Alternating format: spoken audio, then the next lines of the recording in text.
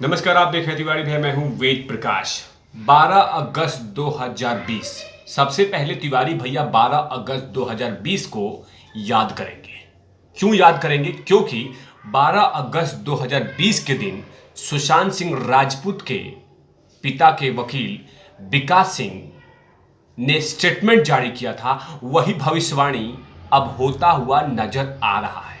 उन्होंने कौन सी भविष्यवाणी की थी? उन्होंने कौन सा स्टेटमेंट दिया था? उन्होंने स्टेटमेंट दिया था सिद्धार्थ पिठानी उर्फ बुद्धा पिठानी बहुत शार्प इंटेलिजेंट क्रिमिनल है, बहुत इंटेलिजेंट है, बहुत शार्प है, बहुत तेज है, मासूम बन के ढोंग कर रहा है। ये तमाम स्टेटमेंट विकास सिंह जी ने 20 अगस्त 2020 को दिया था। और 20 अगस्त 2020 के स्टेटमेंट देने के बाद उसी समय से जब उन्होंने विकास सिंह ने स्टेटमेंट दिया, उसके बाद से एनसीबी ने इसको ढूंढना शुरू कर दिया, लगातार रडार पे डाल दिया था। लेकिन उसी समय से लेकर लगातार ये चकमा दे रहा था। ये तिवारी भैया नहीं, एक न्यूज एजेंसी मिड डे ने ये पूरे आर्टिकल छापा है। उसमें लिखा हुआ है कि एनसीबी को चकमा दे रहा था। और मैंने हमेशा वीडियो में कहा है कि कहीं ना कहीं ये आदमी बहुत ही इंटेलिजेंट है, भोलापन है, मासूम चेहरा दिखाता है और आराम से पतली गली से निकल जाता है। जनता को लगता है कि ओहो इतना क्यूट है यार, इतना स्वीट है यार, ये नहीं कर सकता। आपने देखा होगा कि रिपब्लिक भारत में जब ये इंटरव्यू पे आता था या जब अर्णव गोस्वामी से पूछताछ करते थे तौल के कि कैसे जवाब देना है, कितना आंसर देना है, रट्टा ज्ञान, वो तमाम चीजें रखता था, लेकिन एग्जैक्ट बातें नहीं बोलता था। लगातार उनको घुमाता था अर्णव गोस्वामी को, हर स्टेटमेंट में इधर से इधर घुमाता, तौल के जवाब देता। यही चीजें उसको कहीं ना कहीं शक पैदा करता गया। तभी तो सुशांत सिंह राजपूत के परिवार के वकील विकास सिंह ने जो स्टेटमेंट दिया वो सच होता हुआ नजर आ रहा है। मिड डे में लिखा हुआ जो स्टोरी है, जो आर्टिकल है, उसमें कहा गया है कि लगातार एनसीबी को ये धोखा देता था।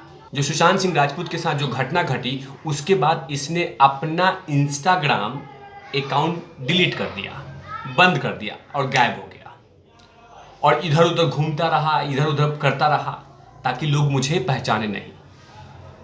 उसके बाद इसने एक फेक आईडी बनाया, एक नई आईडी बनाया और उस नई आईडी में अपना स्टोरी, अपना फोटोग्राफ्स छापना शुरू कर दिया।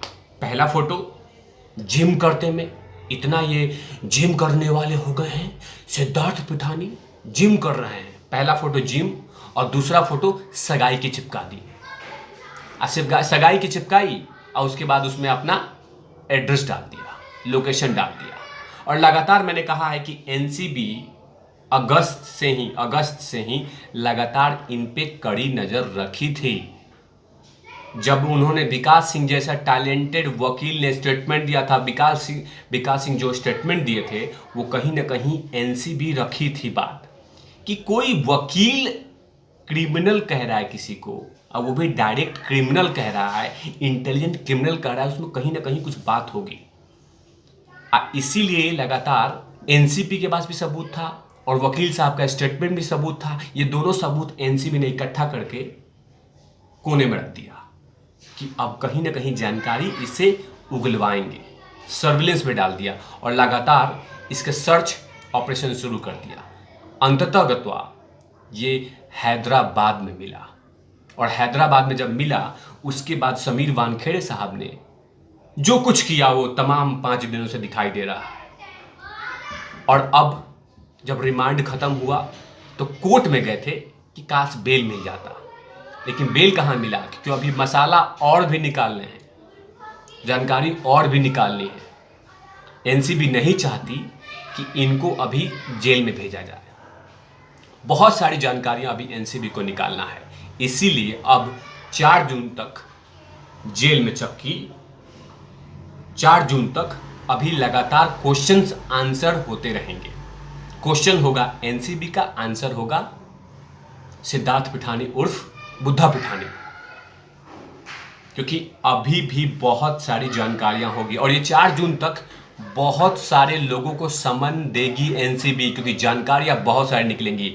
अभी तो सिर्फ 2 जो नाम सामने आए हैं, नीरज और केशव, और नीरज केशव तो तैयार हो चुके हैं कि साहिब जहां बुलवाना है बुलवा लीजिए, हम बोलने के लिए तैयार हैं क्या क्या चल रहा था। और जो विकास सिंह ने कहा वो तमाम चीजें भविष्यवाणी सत्य होते हुए नजर आ रहा है।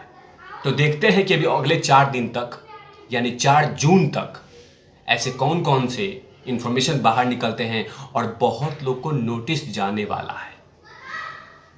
सो ऐसे तमाम खबरों के लिए आप देखते रहे तिवारी भैया। मैं हूं वेद प्रकाश, कैमरामैन धूल लाठी के साथ। Over and out lovies.